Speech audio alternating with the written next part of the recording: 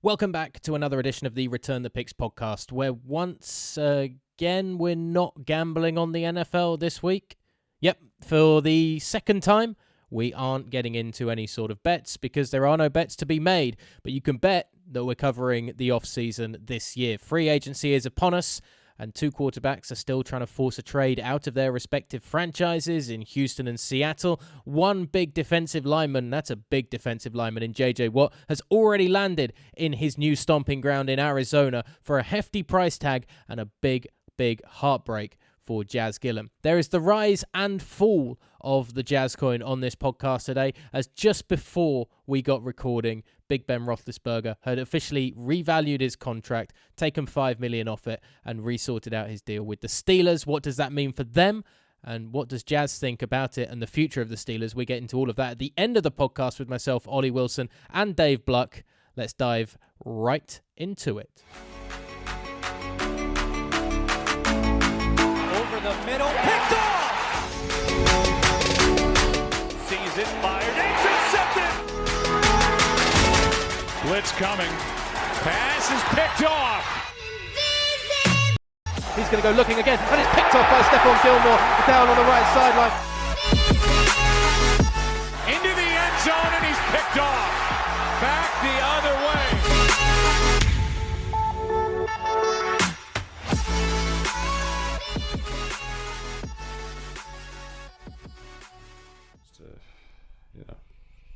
To bend. Really glad we got into that sweet hanger chat. Right. So, should we start with the results for Dave's favourite game of all time? Dave, jingle please. Better or worse? Yep, I liked it. So, first one. The first one we had was Derek Carr. Now, the over or under, or the better of the year before, was 4,054 yards. Now, me and Ollie, we took the under.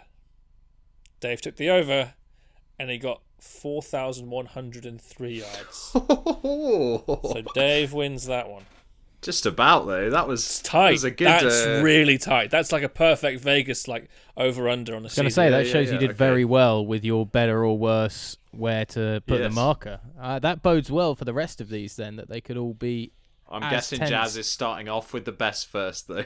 No, this is purely in chronological order of when we spoke about them. So there's nothing else to it. In fairness, with Dave saying about the marker of what he gave it, it was just the year before. So there's really no credit due there. He just looked at the stat from the year before. Oh yeah, that's true. Yeah, but screw you, Dave. Next one we had was Sam Darnold. We had 3,024 yards, 19 touchdowns, 13 interceptions. Now, unfortunately for Dave on this one, he said Sam Darnold would do better.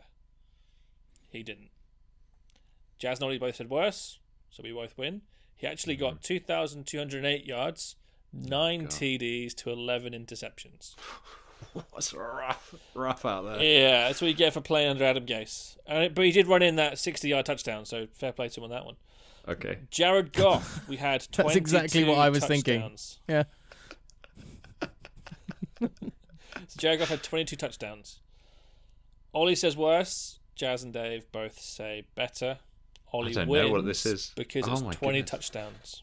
So again, Jeez, very close. Oh. Didn't help Just that dropped my he microphone. kind of, crapped himself at the end of the year, didn't he? The bed Adrian Peterson, 898 yards, 5 touchdowns. Dave went under on this. Me and Ollie went over. It's Dave under, isn't it? wins with 604. Sorry, that was Jared 7 Goff. touchdowns. Oh right. What is that from, that drop? Is that from your mum's house? That's the Asian guy who gets run over. Yeah, I love your mum's house Play- so much that I picked that up, even that though again? Jazz was still talking. I missed that completely. That again? There's this weird delay, unfortunately, on it slightly, but...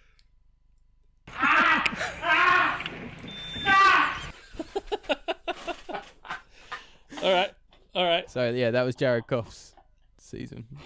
Season, especially the end of it as well, getting benched for John Wolford. Was that Woolston? the first thing you Woolston. recorded when you got them? I love it so much. Okay. Yeah. Sorry. So me and Ollie won that lost that one for AP with 604 yards and 7 touchdowns. But Dave won that Aaron one. Rodgers. Yeah, I got that one. Yeah.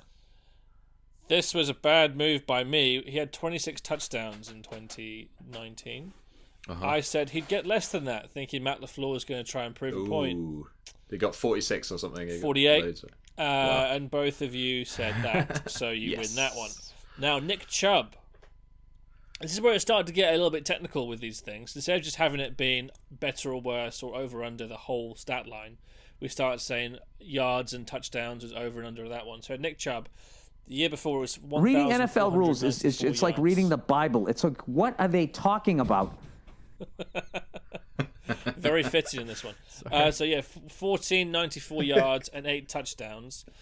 Ollie and Dave both said more touchdowns, less yards. I said less on both.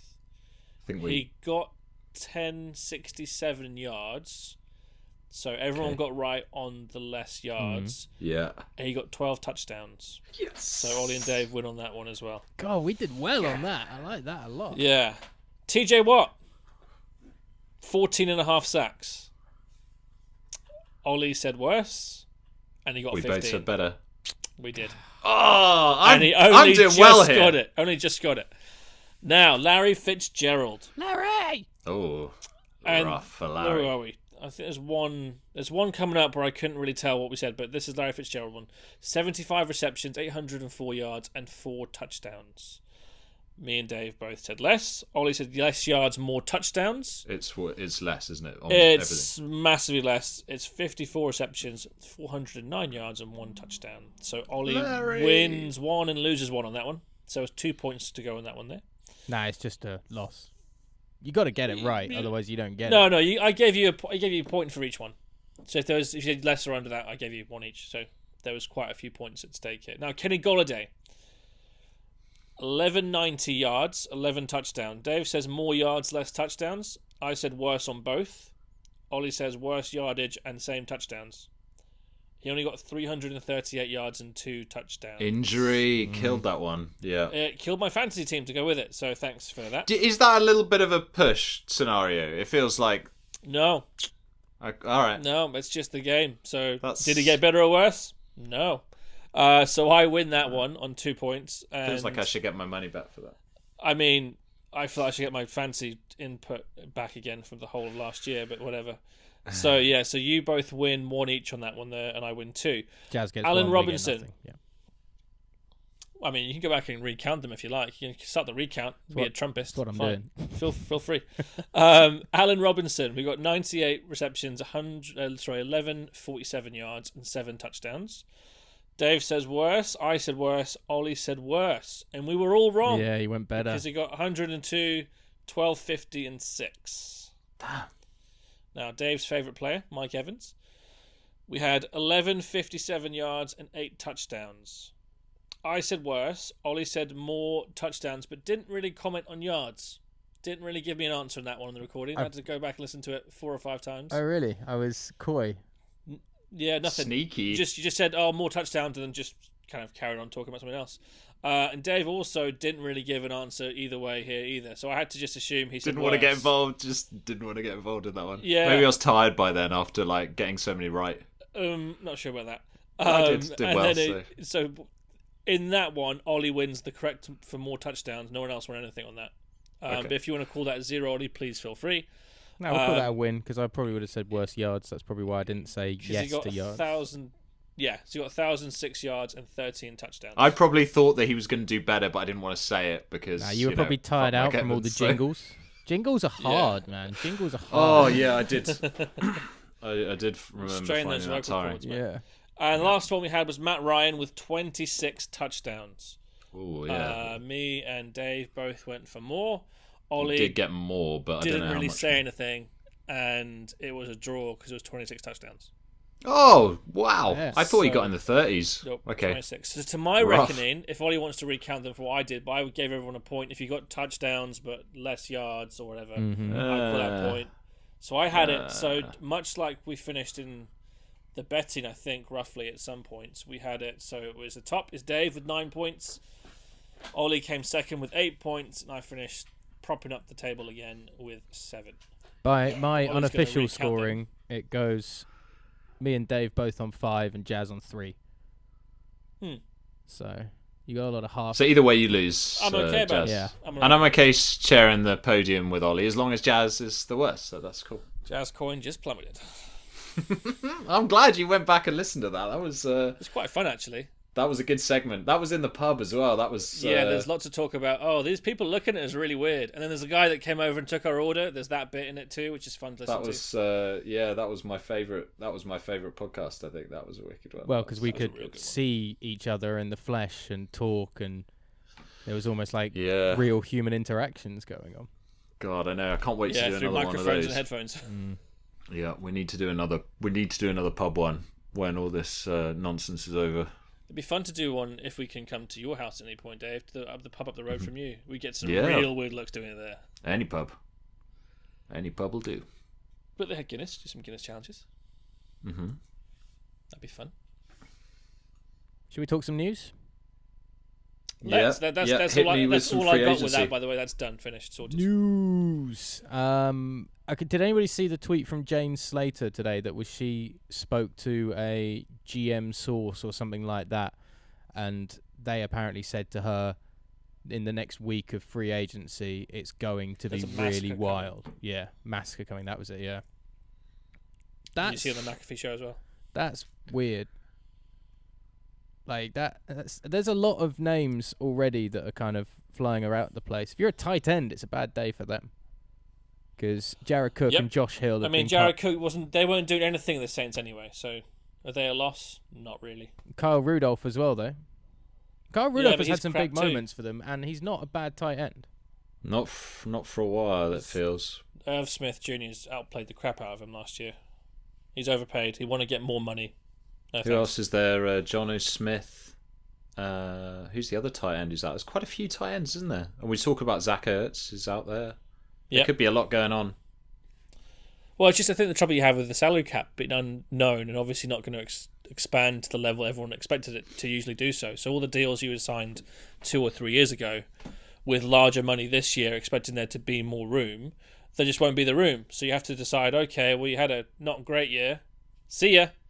Or it'll be like what British Gas are doing right now, trying to fire all their employees to rehire them on a cheaper contract.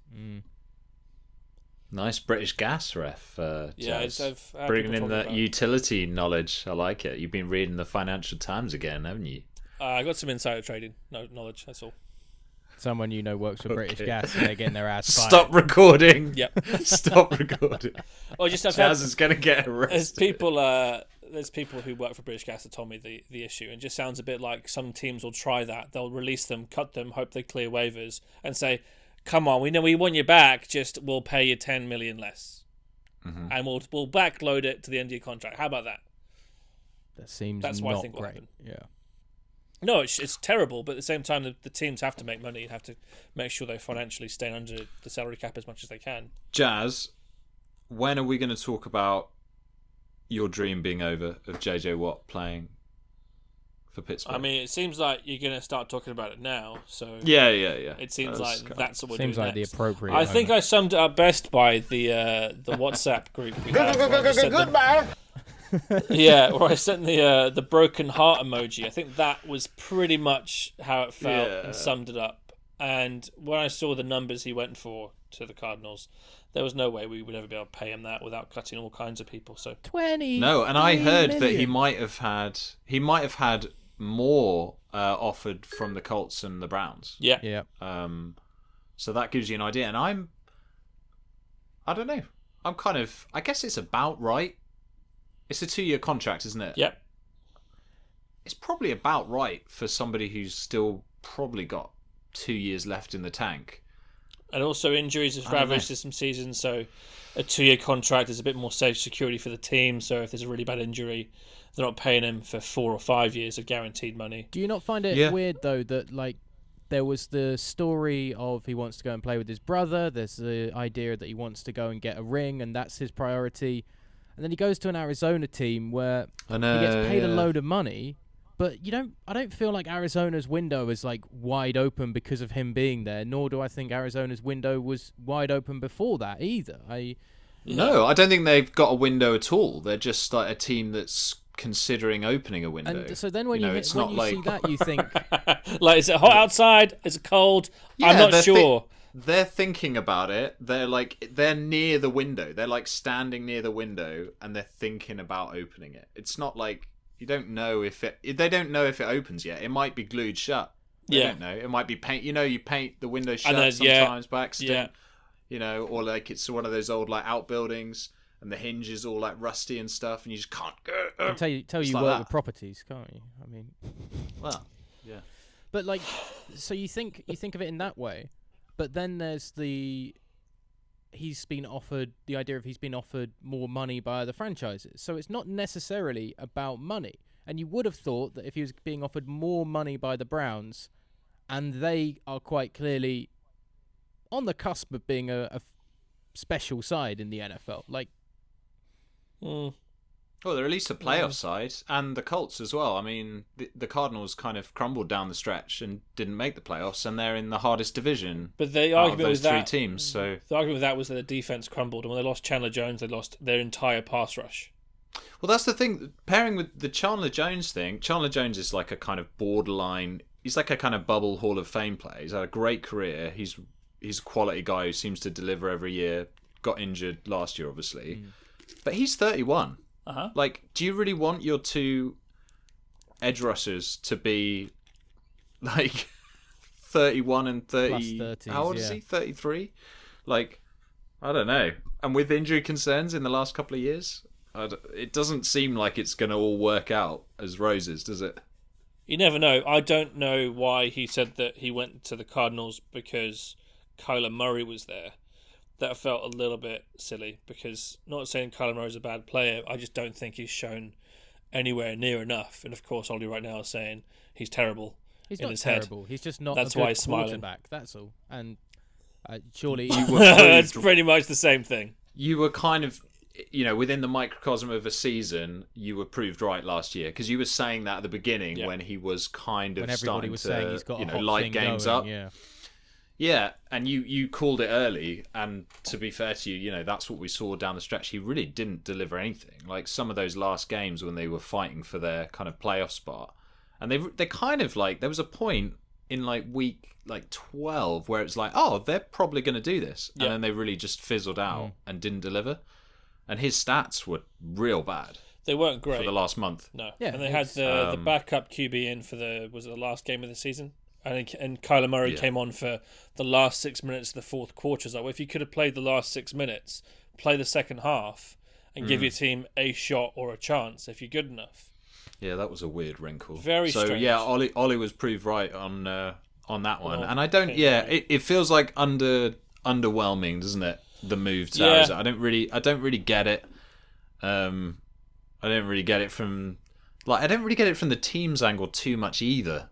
Like, because it's not like their last piece to kind of push them over the top, or like to pair like Myles Garrett and like JJ Watt in, for the Browns kind of would make sense as like a balance, but I don't know, it just doesn't feel right. They actually feel like a team where the offensive starter sets, the skill positions, are the places that they actually probably need to look in quite a bit. They could probably do with a better running back than Kenyon Drake, although he's done okay. I know he's injured. Chase Edmonds looks better than Kenyon Drake in the first place. Yeah, but Drake had the quality back end to the previous season and was fairly solid when he came in. I mean, I think those two work quite nicely as a tandem, but neither one is somebody that's going to light up They're the not league. Workhorses. No. Yeah. And I don't think Kenyon Drake's back there next year either. I'm not. He's a free agent. Aside from DeAndre Hopkins, which is obviously an exceptional receiver, the rest of that receiving core, look, Larry Fitzgerald is there as basically the Walter Payton Man of the Year, man of that franchise. Everybody loves Larry. Yeah. It's hard to not. But we've already just discussed, he's not putting up any sort of numbers at all that are successful in pushing a team over the edge. Chris Kirk, he's fast, but... Yeah, he really disappointed me last year. I had really high hopes with Hopkins being there and potentially being double-teamed on most plays. I thought, well, Christian Kirk has got the speed, and I thought the route running to be able to get a little bit of separation, especially Larry running in the slot. I thought that's a guy who should get lots of yards. But either the scheming wasn't good enough, the quarterback play wasn't good enough, or he just wasn't able to kind of do what I thought he would do. So it's tough. I agree with you completely, though. The skill position players, especially receivers, you could argue really need an upgrade. But they could do that for the draft as well, couldn't they? Yeah. But it's just a thought of you're spending a load of money on J.J. Watt in a position that wasn't necessarily essential to put another stud player there.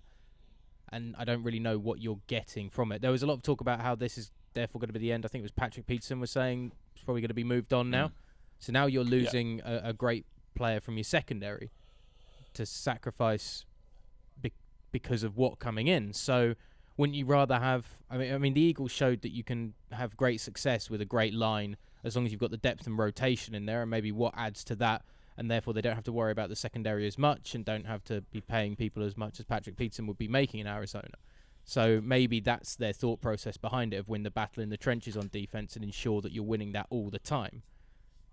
But aside from that, I don't really understand why Arizona was chosen by Watt and why Watt chose Arizona and why they chose to go and get Watt and make such a big splash.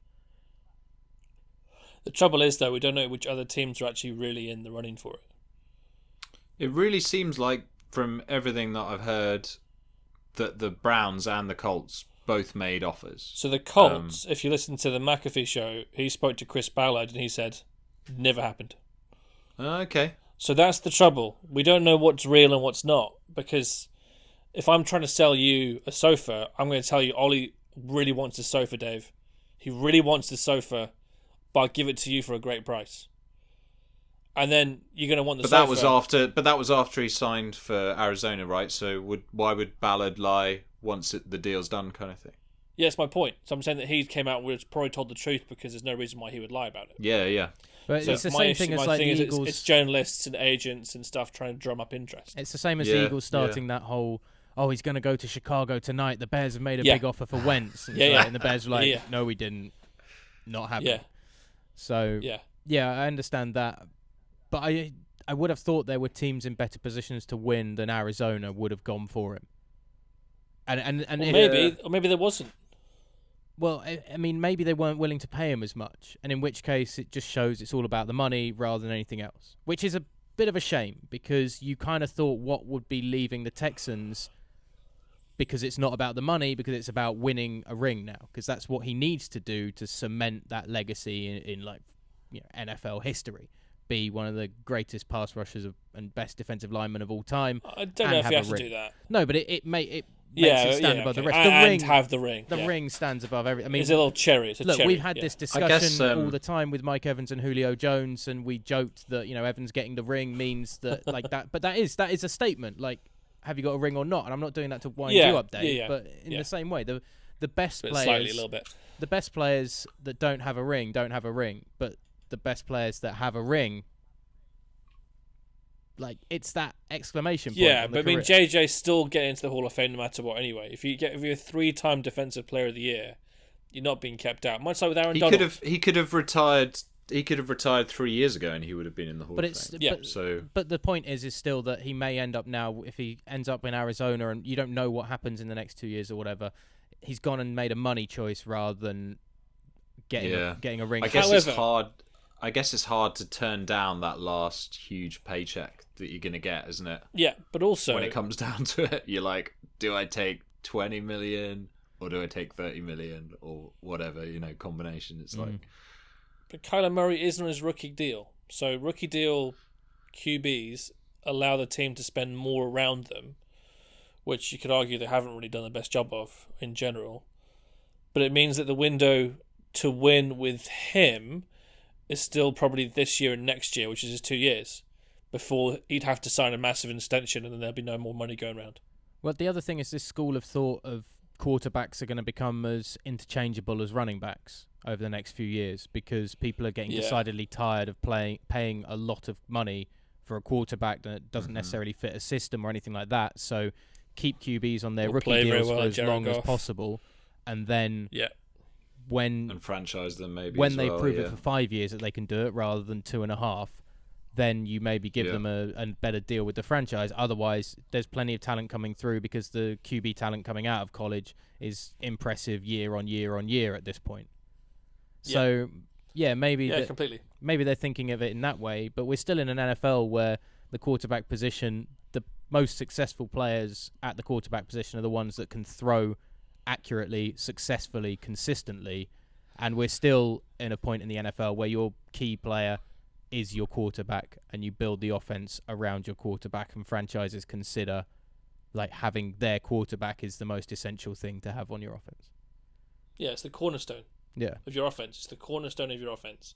If you're missing that, it doesn't matter if you've got nice shiny windows or other stuff, but let's not go back to housing stuff. Doesn't matter if you have nice, let's talk about windows again. Nice fast receivers or powerful running backs and an offensive line that will keep you protected for hours and days.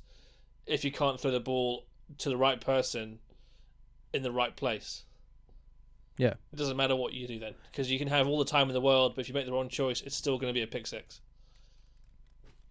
Does any of this, I suppose it doesn't really affect the Watson situation at all?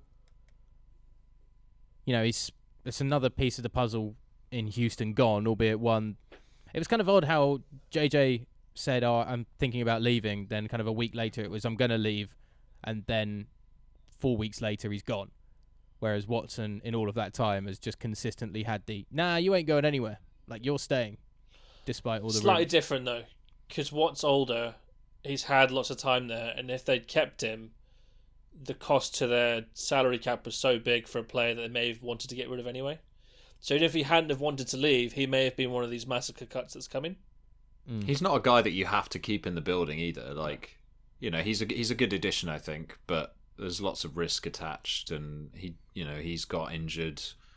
He had 2 years with the Texans not that long ago, where he played 5 games, I think, in 2 years. Yeah, back injury, wasn't it? I think.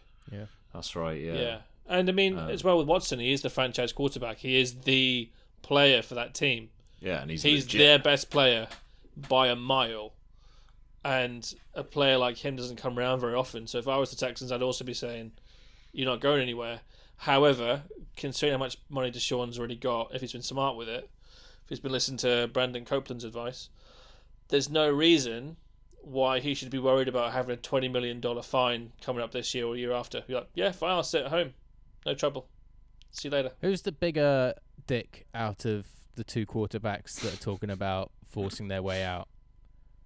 Russel Wilson? Russel Wilson in Seattle or Watson? Russel Wilson in Houston. I think Russell by a long way. I think I agree with you on that. Deshaun Watson hasn't said, oh, my line's not protecting me, or I haven't got weapons, or I don't like the offense. He's like, I just want to have a say in the coach you bring in, and just talk to me about it, because I just want to be able to all be on the same page, because I'm being paid like the star player that I am, and I want to make sure that whoever you bring in shares the philosophy that we all do. Which is ridiculous anyway. Yes, to a point it is, but at the same time, if you're paying someone $145 million over 5 years, or 4 years, or whatever it is, it's 4 years, you have to make sure you're looking after him. Yeah, but I'm looking after you by giving you $145 million over 4 years. That's how I'm looking after you. I know, but I think the point that, unless I've misunderstood it, the point is that they said that he would have an input, and then they didn't give him an input. Yeah. So that's the problem. Rather, like, it's a lack of trust in the organisation and how they handle, and they obviously mishandled that. Either it was a misunderstanding, and then that's on them for not communicating well enough with their star quarterback, or they just flat out just lied to him or changed their mind after the fact. So, they've just completely bungled it. And now, I don't know what's going to happen. It's like, it's a pretty crazy situation. And the thing I wonder is, like, his trade value. Like, I look at like him and Russell Wilson. Like, you look at it and you're kind of like, oh, like, you'd pay anything for them. But there's not that many, like, teams that, like, I think are going to, like, go nuts to, like, I could think of, like, the Raiders maybe could do something crazy and, like, give up, like, 3 first-round picks. But I can't see that many gaps in the NFL with teams and organizations where I think, like, oh, they'll do something, like, nuts, like 3-4 first-round picks. I'd do it in a heartbeat. I know, but think about you're what not in charge organisation of a would team. actually do it. You know. No, but I do know heartbeat for the Steelers because the Steelers routinely pick after pick 20 usually, and the players you get there, they're not very good, but they're just Jazz. But we're talking about like shit. But the Steelers won't do that. No, I know they won't do that. They've already just signed Big Ben, so like there's another potential team that's off the board. No, I know. I'm just not saying they're going to do it. I'm just saying I know. Do you see what we're I mean? Talking realistic debate. It really comes down to. Yeah, it comes down to a couple of teams, and both of those, it's actually really bad timing for Russell Wilson to do it this season at the same time that Watson is about. Because if you're going to take one of those two, I think most people are going to take Deshaun Watson. I'd agree. Mm-hmm. Because he's the younger guy, and I don't know, maybe his upside is a little bit more. There's 7 teams that I think definitely need to go big looking for a quarterback. The Jets, the Panthers, the Dolphins, the Niners, the Broncos, the Bears, and Washington. And the Jaguars? Yeah, the Jags do need to as well, I suppose, But they're gonna select. No, I know, but at this point they still do. So in theory, they could trade the number one. We'll go with 8. I forgot about the Jags. So you've got 8 teams there. I don't know if you're Russell Wilson, why you would want to go anywhere else except maybe San Francisco or the Dolphins, because of the Dolphins' defense. Those are the only 2 teams on there that I would think are worth going to, unless you really believe that Chase Young is going to turn the Washington football team's defense around as well. Yeah, that's the thing. It's such a good point, Ollie, because like he's complaining about offensive line issues. Any of these teams you go to, you want to get some protection? It's going to be a disaster. Yeah. Well, it's like go to the Jets. Obviously, like, this is on Watson rather than Wilson. Although Wilson may have said it as well. I think that the Jets was one of his 3 favoured teams to be traded to. Now that's nothing but marketability and wanting to live in like somewhere like New York to me. I don't know why else you'd want to go to the Jets, because that's still a terrible franchise at the moment with very little to offer for a quarterback. Bad players, I think Deshaun Watson wanted to play for Robert Saleh. That's the thing. He really wanted Robert Saleh as the new head coach. Yeah. So he's like, okay, well, you're not going to give me him. I'll just go play from over there. But like, why so much? I mean, if you're tired of losing in Houston, oh no. How much does he know about Robert Saleh, really? Yeah, I know. We don't know. He's an unproven commodity in terms of having the head coaching job. And of course, I remember you saying before, Ollie, that there was rumblings in the background about, is Robert Saleh just a very good coach with the talent he has? Yeah. And if you took away all the talent he has, the Dan Quinn of the 49ers, basically. Yeah, Dan Quinn, exactly. Adam Gase. Take Peyton Manning away from him. Turns out he's not very good. Yeah. So why back to that quickly. Yeah. The thing with Deshaun Watson versus Russell Wilson, is that Russell Wilson called out his own teammates and the coach and everyone, whereas Deshaun Watson's just saying, I just wanted to have a say. I really hate Jack Easterby. I think he's not good for the organisation. I want to get out of here because I don't agree with anything you're doing. The reason why it makes slightly different, why it makes sense for me is Deshaun Watson has been in Houston for his whole time and never really had success. Been to the playoffs once with them? Twice, sorry. But has never been on a team. We had that game where they went up by 24 points against the Chiefs. Yeah. Yeah. But he's never looked like he's been on a team that was good enough to make an actual run at a Super Bowl. They've looked good enough to make the playoffs, and obviously they took that lead against the Chiefs, but the Chiefs came back and blew them out in a whack division as well. So I can understand why you'd be frustrated as Deshaun Watson, because you've seen your best 2 years get completely torn apart in the last 12 months. And before that, you've had to work really hard to get those best 2 years, coming in, learning the system in an okay to good side rather than a great side. Russell Wilson went into Seattle and kind of had success pretty much from the word go. They took a big risk on taking him because he was massively undervalued in the draft because of his size and everything. But Pete Carroll worked out a way to use him to the very best of his abilities. Like when we've seen Russell Wilson play at his best in Seattle, that you could argue has been no better quarterback in the league, or no more dangerous quarterback in the league, because he can throw such a good deep ball. He's very accurate on the short yardage passes, and he has that mobility which they don't rely on, but they use to great effect when they need it. So to then, as you say, Jess, to throw that franchise, that head coach, and that team under the bus and kick off and say that I want to leave, after you've won a Super Bowl, been to 2 with them, and been close on a number of occasions. It kind of seems like a real bitchy move for what I don't understand what you would get from any of those other teams except for the 49ers. The 49ers are the one team that you could put a good quarterback in there and you would think, all right, they could be a real threat going into the playoffs.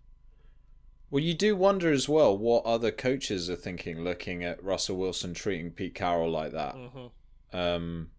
I think a lot of them probably say, Pete, you're doing to Pete what Pete did to USC and Reggie Bush, but depends how long their memories are. Some of these coaches were probably in high school when that happened. Yeah. But I mean, just to flip the reverse of that though, like the offensive line has been continually bad for like 5 years, I guess. Like since they were really good with Lynch, and they went to the Super Bowl with the Patriots. They had a good offensive line then, so that was 2016, 2015. No, 2015 was Manning. Was it 2016 against the Pats? It was Super Bowl 49. No, 2014 then. Yeah, 2014. Okay. Yeah. So that's a while ago. That's a long time ago. Yeah, and he I'm sure the stats are like that he was the most like hit quarterback for like basically every year since then. He's always running and having to show off his legs because he's constantly under pressure. So this year you've kind of seen it again because when they can't get the running game going, and then this year they've kind of relied on the pass.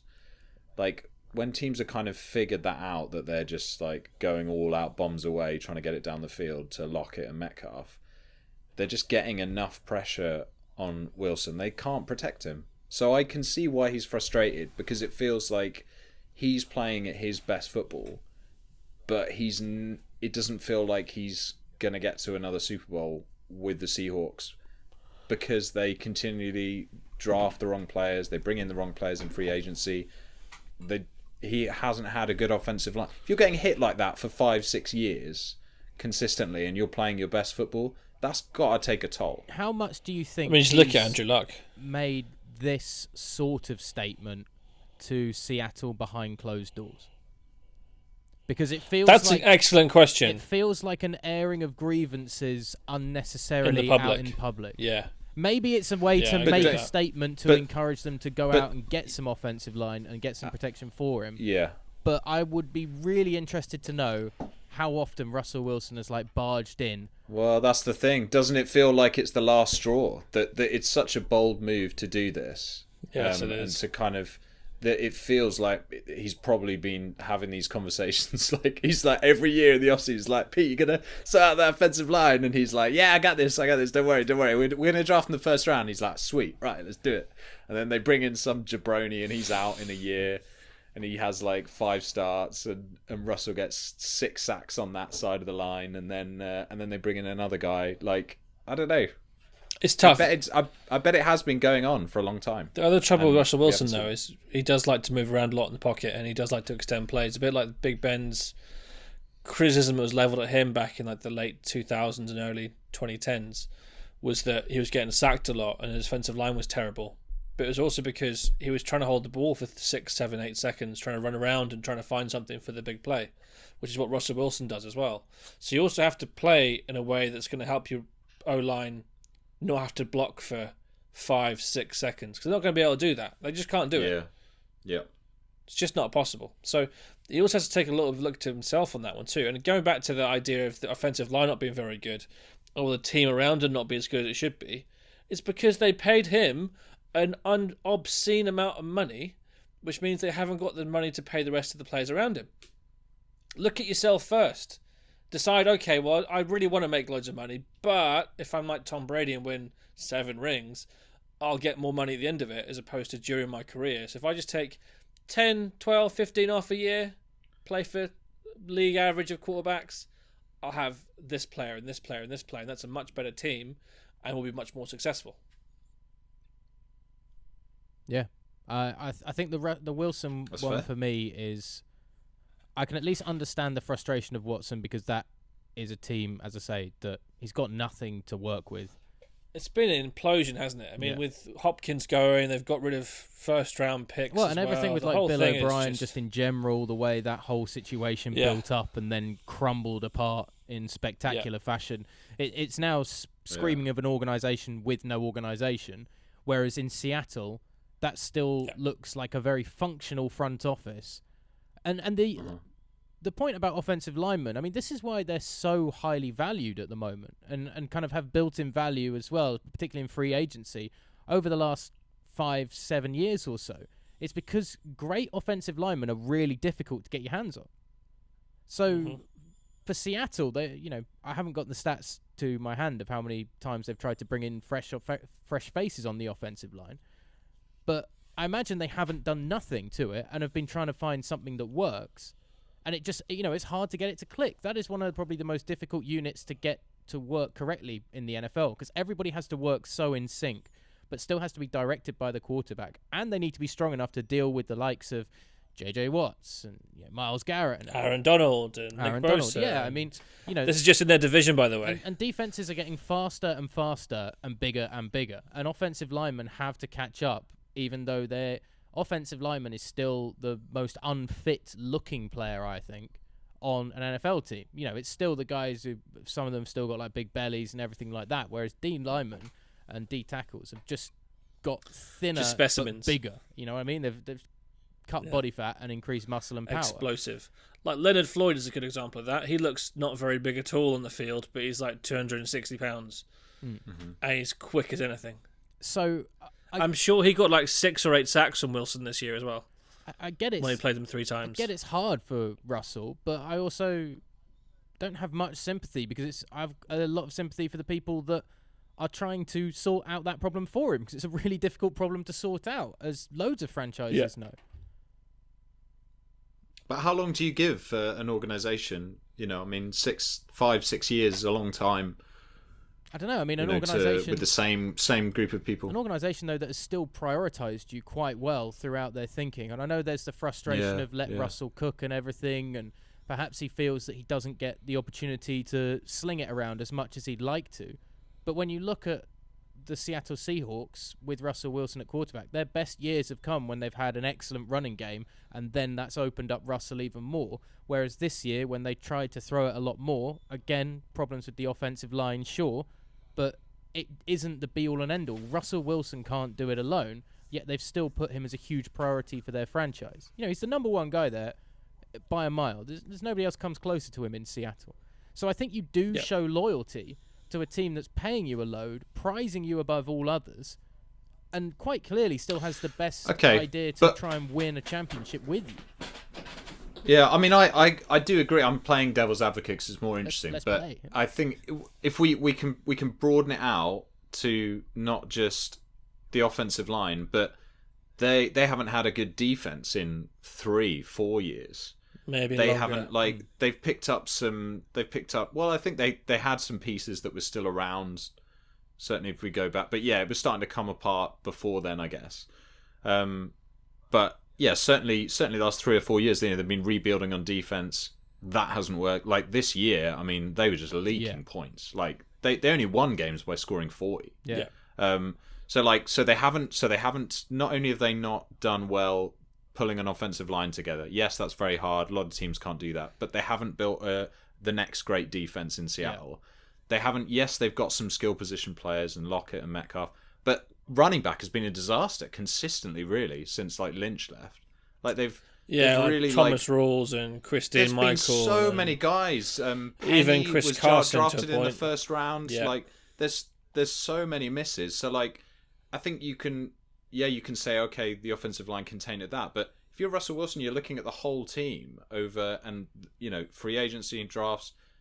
And you're like, well, I'm kind of propping up this whole thing. Would they have been to the playoffs in the last 5 years if it wasn't for Russell Wilson? No, definitely not. I don't think they would that's have a done. very fair case. And certainly, if Russell Wilson was saying, and we need to sort out that defense because I'm getting frustrated of being the offense that has to carry it, and I'm the key of the offense that's getting roughed around, then yeah, I would understand that even more. The frustration with what Russell Wilson has done is that, he doesn't say that. He says, I'm tired of being beaten up by and not having a good enough offensive line. And he's not addressing his frustration at necessarily the whole of the franchise. Then I'd probably have a bit more sympathy in that he's just pointing out what you see. It feels a bit harsh on those players. Now he's just throwing the guys that, look, at the end of the day, they're going to have to play with him next year. They're going to. You got Aaron Donald's coming through. I'll let you just go through. There you go, mate. Have a free hit. Russ, you didn't get us Rolexes. Sorry, Russell. I just missed. I'm all fingers and thumbs today. You didn't get us Rolexes this year. Instead, you got us a load of negative headlines. So and here's a concussion for the privilege. Unlucky Russ. Enjoy that. And Oh man. So I don't know how it's all going to shake out. I suspect that he's going to be there next year, but I don't know. I think Russell Wilson will be there next year. I think Watson's going to end up there next year. I think Watson's there but doesn't play. I think he pulls a Le'Veon Bell. That'd be really sad. And they realise they can't cope. It would be, but they'll realise they can't cope with having that much money attributed to one player who's not playing. Even if they fine him, doesn't matter. The cap hit is just so astronomical. It completely neuters your team. Yeah, I actually think they would be smart to trade him now if they could get a haul of draft picks, because the Bill O'Brien era is over now. They they've got rid of all their talent, so they're really resetting. Yeah. So you've got a disgruntled quarterback who doesn't want to be part of this next wave. Get 2 first rounds and a second or whatever it is that is on the table and just move on. I think that they would be smart to just because also you don't want to have a player that doesn't want to play for you. Because yes, of course, your best, most important player. If he's not on your page, then how is it going to? To a point, I'd say that if you're someone who's that frustrated with the organisation as Deshaun Watson is, and has clearly had the best parts of his team removed from him, he's, in my opinion, far more allowed to have that opinion and be unhappy to play and sit out. Whereas Russell Wilson feels a little bit like throwing a bit of a tantrum to me. However, again, if he doesn't want to be there, don't have a player that's going to be there that you're paying a ton of money to that doesn't want to be there. It's hard enough to get 53 people on that team and that roster to buy in to one goal. Yeah. You don't need the biggest apple of the tree to be like, I ain't doing that. What's this coach saying? That's going to poison the entire offense and the rest of the team. Doesn't it feel, though, that they're one conversation away, Pete Carroll and Russell Wilson, from being like, okay, let's get this back on track and let's go. I feel like they could, and Snyder, they could sit down in a room and sort it out. And you wouldn't be surprised if in September you're kind of just like, oh, football's on again, and then you never you don't think about it. Yeah. And if, especially if they, start and they win the first 3 games or something, we're not thinking about Russell Wilson in the off season. But so I think that one's going to go away. But the Deshaun Watson thing, I think that's got legs. I think because it makes sense that they would get rid of him. Whether it's like Seattle getting rid of Russell Wilson, it just seems completely Looney Tunes to me, because it's like. It'd be funny though. I don't know if Russell Wilson's got a no trade clause in his contract. If he doesn't have a no trade clause in his contract, if I was John Snyder, I was like, okay, Russell, so we've agreed a trade for you. You're going to the Jacksonville Jaguars. I'm sorry. I'll stay. They're giving us 4 first-round picks, and we're taking Miles Jack as well, and just any other, and James Robinson's coming too, and DJ. We're going to do a swap. We're going to do a swap for their best Watson, players, and also and put you in the. We're going to put you in Houston. Oh, that'd be fun. That'd be amazing. Yeah, because the thing is, you can do that, because if he's got no trade, if he hasn't got a no trade clause, he goes wherever the team says he's got to go to. Whereas Deshaun Watson has the power, because he can say, no, that's not happening. I'm going here, or here. You make the calls. You make it happen. That's it. I think that'd be great. Deshaun Watson in Seattle would be kind of cool. Because he's 25. Yeah, but he'd probably be saying, what's this O-line doing? He's just the younger, but he's the younger, faster Russell Wilson.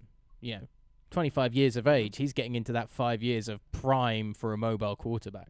He's got the experience behind him of the league and being able to read defenses and do all that stuff. He's got a good arm and he can move, and it'd be a perfect, that'd be fun. And then Russell's just down in Houston like, hello? Does anybody else wants to play? Yeah. Do you guys remember me? Yeah. Out of those 8 teams, take out the 49ers, where would you want to land? Remind me again of which ones they are. Yeah, run through again. We had the Jaguars, and then you've got the Jets, the Panthers, the Dolphins, the Broncos, the Bears, Panthers is a and good the spot. Washington football team. I'd go to the Panthers. Dolphins or the Bears if they keep Allen Robinson. Yeah, I'd take the Dolphins. Panthers for me. Really? Panthers? So yeah, why the? Yeah, I like the Panthers. Because of the jerseys. Because of Rule, the new head coach. I think he was really good this year with limited weapons. And they lost their best player in like week 3 or whenever McCaffrey got injured. They look like they're finding some pieces, and yeah, he looks like a really exciting coach. So I'd kind of go where the coach is, and they've got, I think from what I've seen, they've got the cap room and they've got the draft picks to, to bring in more players. And it's a franchise that has been, they've got a new owner. It feels exciting. Like, there's a lot of the ones you mentioned are like even just hearing the name, I'm like, oh, okay. Like I could just getting flashbacks of like all the crazy shit those organizations have pulled over the last 5 years. With the Panthers, I feel like I wouldn't be surprised if they're doing, really well in the next couple of years. I think as a QB, the Panthers would be a fun place to go to. You've got fun receivers to throw to. You've got Christian McCaffrey if he's healthy. Yeah, so Dolphins defense though, just backing you up. You don't really have to do much. Dolphins would be fun, and Zicky and Devontae Parker if he decides to play properly. Doesn't it feel like that Miami should have, like, since I've been watching football, the Dolphins have been obviously they've been in a horrible division with the Patriots and stuff, which doesn't help, but they've never been really interesting. No, it would be. It'd be cool to see them fire. It'd see the Dolphins doing some celebrating in the end zone, doing some wild shit. Some of the players are a bit loose and in the headlines, but I don't know. It just feels like it should be Miami's just full of excitement and back heat. Back to being and stuff. a party city again. Yeah. Yeah. So that'd be fun. Just find it odd that all these quarterbacks are saying, I want to go to Miami. And it does seem that a lot of people think that Miami could be a landing destination if either of these quarterbacks end up going. And it kind of, there was a lot of talk about Tua throughout the year before and after he kind of started. And none of it, I still just wasn't that impressed by Tua. Jazz, why are you saying the moolah? Because of the De Niro. Because no state taxes, is there? No, but also, I'm talking about why would it be so reasonable for Miami to think about moving on from Tua already? Do you think it's harsh on a young quarterback? Why they go there? Or, who had a lot of build-up, didn't do horrendously, but I don't think he really did anything special at all as a rookie. And they took him at the number 5 spot. I probably think they were hoping for more than they got. But I also don't think they can be too annoyed with what they got, considering, he's a rookie. But it seems they should let him sit behind Fitzpatrick all year. It just seems like everybody is quite willing to throw Tua out of Miami before he's even got going. Yeah. I guess the thing is with Tua, from what I saw, is that with some of these guys that come out highly drafted, in the last 5-10 years, if you put them in their rookie, yes, they make a lot of mistakes, and the interception rate tends to go up, and they get hit a lot more and their spatial awareness isn't there and stuff, but you tend to see flashes of greatness, enough that kind of makes you think if we can fix these things and we can get them into the second year, we can protect them better, and they see the game better, it all slows down, etc., then they can do amazing things. But I didn't see really any flashes. The best moment where it was this guy's going to be exciting. The best moment from Tua's starting was when Fitzmagic came back in and threw a rainbow down the sideline while getting face masked. That was the most exciting play of Tua's starting games, was when Fitzmagic came back in. Yeah. And going back to the point I made before about Tua, is that in college he threw to Jerry Jeudy, Henry Ruggs, Devonta Smith, and Jalen Waddle, who 2 of them have already gone in the first round. One just won the Heisman Trophy, and the other one's probably going in the first round because he's got 4.2 speed. like Henry Ruggs does. So if you're playing with that kind of athlete and player in college, of course they're going to be open with 5-yard separation on most plays and going to be really easy for you to figure out where to throw it to. And so that's why I think, is it Mac Jones? Mac Jones, yeah. He's looked so good this year because, well, he's got Devonta Smith winning the Heisman. He's got Jalen Waddle on the other side. I'm sure we'll learn in the next couple of years. The other guys he's thrown to too, pretty fucking good. And who was it who said that they would take Mac Jones over Tua after playing with both of them at Bama? I can't remember which receiver said it, but he was like, yeah, I'd take Mac Jones. So it's kind of interesting, that. Oh, really? Yeah. Yeah. I can't remember who that was off the top of my head. But they wouldn't take Jalen Hurts because he's the one that lost the job to Tua. Doesn't it feel like Tua, if he was polished up a bit though, would be a good Belichick kind of quarterback, where like strong because his intermediary throws are so his intermediary throws are so good, and that's what he was good at this year, was getting those short throws in, but he never aired it out. He didn't take risks. Like, I don't know, if it was if you had a very controlled offense where you really wanted like to keep your quarterback in check and not make them do a lot, maybe he would be a good QB for you. So I could see him fitting with a certain type of coach. Possibly. But did he have much offensive talent though? That's the other thing too with this, is you have to look at the rookies that come out and do they have decent weapons around them? I don't know. If you don't have that, then again, I just think like going back, I'm just like, if you don't have a strong arm in this league and you can't throw a deep ball, like what are you doing? Like the league is going away from, like, you need to be able to throw some fucking touchdowns. Like, you can't. Defenses have not caught up, and I can't see that they're going to suddenly like catch up next year. It's still going to be like you need to score 30 points a game if you're going to go to the playoffs. So, like, I don't know. Is Tua that guy? It doesn't look like. Well, he might be. His arm's supposed to be very strong, but I'm not sure if Devontae Parker's a good enough player.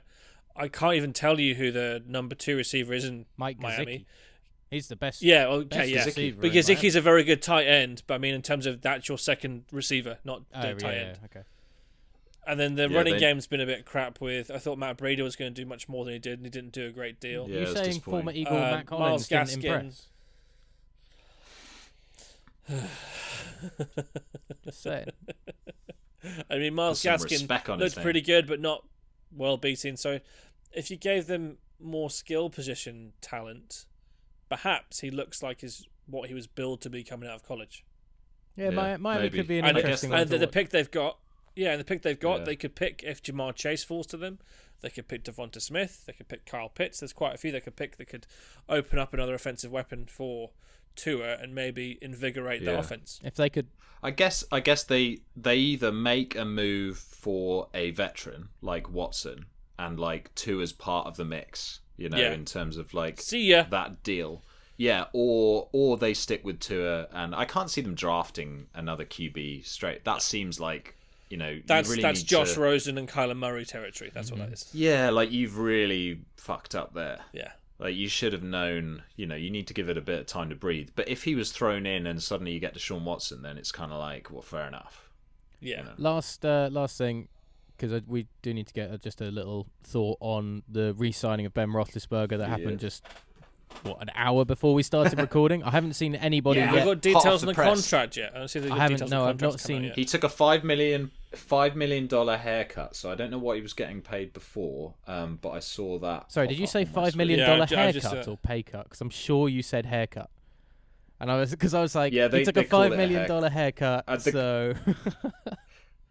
on the around the NFL, they say haircut, so I'm not just he's still getting paid. Misspeaking. Here you go. The new deal lowers his cap number a haircut by utilising a signing bonus and minimum base salary in voidable years. Big Ben took out by taking a $5 million pay cut that lowers his salary from $19 million to $14 million this year and takes $15 million off the cap hit straight away. So there you go. Ben Roethlisberger, is he?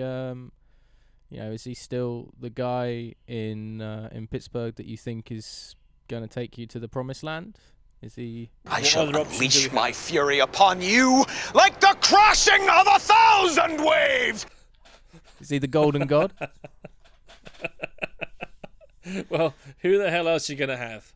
That's the question. You're not going to have Dwayne Haskins. You're not going to have Mason Rudolph. You're probably not going to be in a position to draft one of the better rookie QBs. If they have a shot at one of them, I think they pull the trigger and see what they can find. They're not in for Wilson. They're not in for Watson. They were never in for Stafford. Who else do you get? Who else is out there? Sam Darnold? I don't know if you just saw it. You'd have to rewind the video, but I literally shivered when you said Mason Rudolph. It's a little cold in this house right now, so it's not directly linked to that, but I feel like a chill went down my spine because I don't want to watch that guy play football again. No one does. And that's the thing. So from my point of view, I think it's a smart move to bring him back at a lower deal and less money and make it kind of work more financially. The trouble we're going to have, though, is... It kind of makes sense to me. But the O-line's going to be different next year. We've lost Pouncey. Villanueva's gone. Another couple are out. So DeCastro and Dotson will probably be starting. I'm not sure who the rest of the position players are going to be at this point. So that's an issue.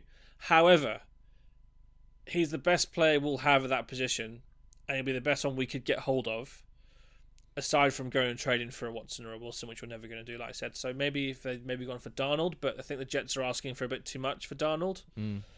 So if they got him, great. Have 1 year behind Big Ben, learn the offense, take a run with it afterwards, or be the insurance policy. But then they wouldn't have signed Dwayne Haskins. So it's to tough. Support what you're saying, Jazz, as well. I mean, this might be a larger conversation we have to save for another podcast, but I might be throwing a grenade in at the end here. But I don't think Big Ben was that much of your problem last year. Like, I think it was much more like the running game, the defense towards the end of the season really let you down. The injuries were an issue. The drops, injuries and defense were an issue. Drops I don't were know an issue.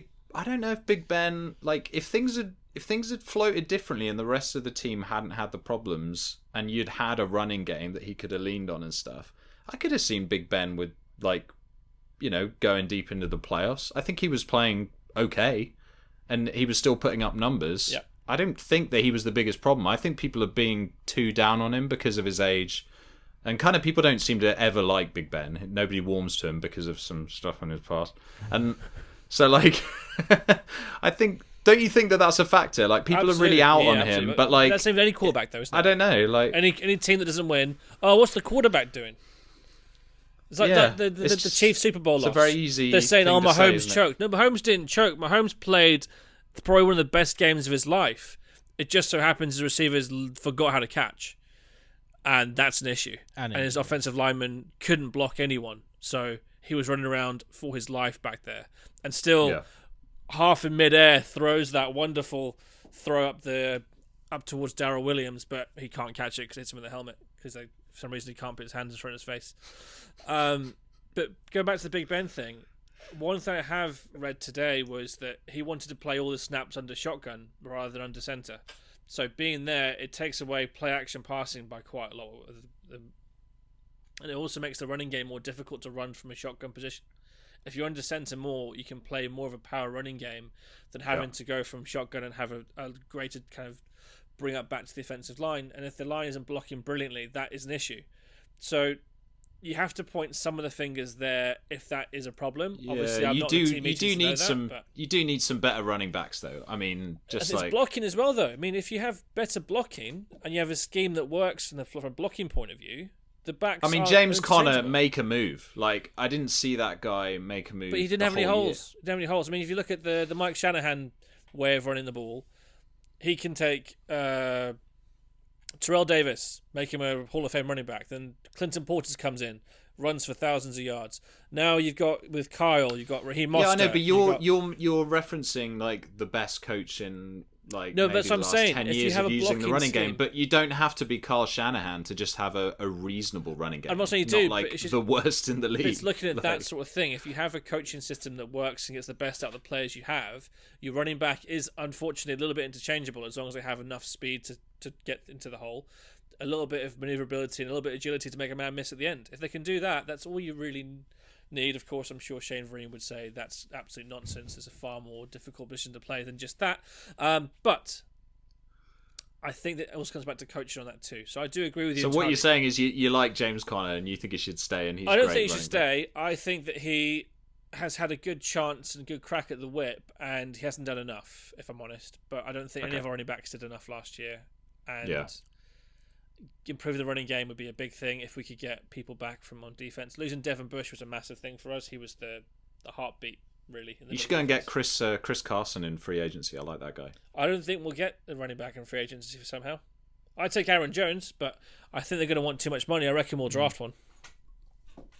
Because it saves money. But you're a front really office that can draft well, so yeah, usually, yeah. So that helps. I trust you. I think the Falcons all have to go and get Chris Carson because we're not drafting as well as you guys. I mean, if you want a receiver, go and speak to Kevin Colbert. He'll tell you all the receivers to get. The thing with Big Ben, just finally, is the attitude, because for the last 3 years there's been, around about this time of year and going through the off-season, rumours of whether he wants to be there or not. And I think there have been times where it has looked like he's looked exasperated just with football in general at times. So that's another reason why I could understand Steelers fans perhaps thinking, great, it's good that we're getting him at a cut price now, that's fine, but maybe we would like to start looking ahead to a future, because that future is not too distant away. This very easily is the last year. It could be seen. I think. Yeah, and maybe that's the reason why they signed Dwayne Haskins, thinking, well, he's a first-round QB. He's got great arm talent. If we can just coach him and make him understand how to be a pro, it's that not sort of take attitude. selfies on the sideline, not go to strippers while it's in the middle of COVID, that sort of stuff, then maybe there's a chance. They're real tough things I for feel somebody like to learn. that, as I'm sure Saints fans feel about Jameis Winston being their QB. Real tough things for a quarterback to learn, that sort of stuff. But decisions like that, Jazz, when you put it like that, make me suddenly doubt that the Steelers front office is any good at anything. If they're bringing Dwayne Haskins to take over from Big Ben, I'm not buying it. Probably be a Hall of Famer when now. Haskins was let go, I was very much of a case of I didn't think he deserved another shot because of how monumentally he screwed it up. I think Dave was pretty high up on the fact that he's a first-round QB with a great arm, so he's probably. Well, I just said that he would get another job straight away, which he did. He did. That's all I was saying. I mean, he'll probably be on like 3 teams in 5 years. You're not going to like the results, miss. The league. But. That's Dwayne Haskins. It's not gonna end well. But you never know. People can turn around worse careers and do more stupid things and come back around from it. So there's always a chance. But I'm hopeful that if that is the case and Haskins is seen as the potential long-term replacement, they get a whole year to look at him. Jazz, I don't know why you're going down this route. I've got to find something here, Dave. I've got to find something here, man. Well, you've got the positivity. Because I thought your Big Ben analysis was actually really good, and it feels like your Jazz coin is like just dropping again. Massively dropped off. Well, yeah, I think you were kind of steadily on the rise. I think you're making some good points on this. I would say this is probably you're getting way too out of your depth. Performance from you. Looking into the future after this year, after you've just got Big Ben to reduce his contract for next year, which basically gives you next year's now really exciting for the Steelers in like an all or nothing sort of year, and you're already talking about maybe Dwayne Haskins. You're talking about the Haskins era, like the guy is like a bubble guy. He might even get cut before the season. He starts. might do. That's fine because you've had a chance to So look why at are you talking about the Dwayne Haskins era? Because it's like possible, isn't it? Future. It's a possibility that he has a chance to sit behind Big Ben. Yeah, and learn. mathematically it's possible. That's all I need, Dave. I just need a chance. Oh, that's what I'm living on right now. So chance. You're saying there's a chance.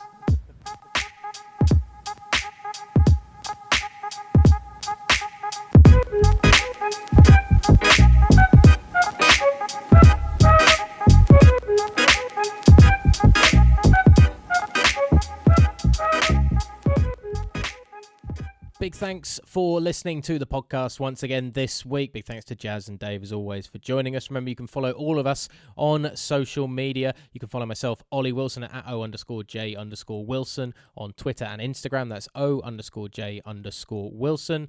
You can follow Jazz Gillum at Jazz Gillum on both Twitter and Instagram. That's at Jazz Gillum. And you can follow David Bluck at David Bluck1 on Twitter and at David Bluck on Instagram, because he just has to be different, doesn't he? Remember to like, subscribe, and follow our podcast on Spotify, Apple Podcasts, Google Podcasts, all other good podcasting outlets. Get onto Anchor.fm, our host as well. Leave us a comment, write a review, 5 stars if you really want to be nice. And remember to follow us on social media as well through Twitter and Instagram at Return the Picks. That's at Return the Picks. Until next time, take care of yourselves, and we'll be back with more free agency discussion in a week or so.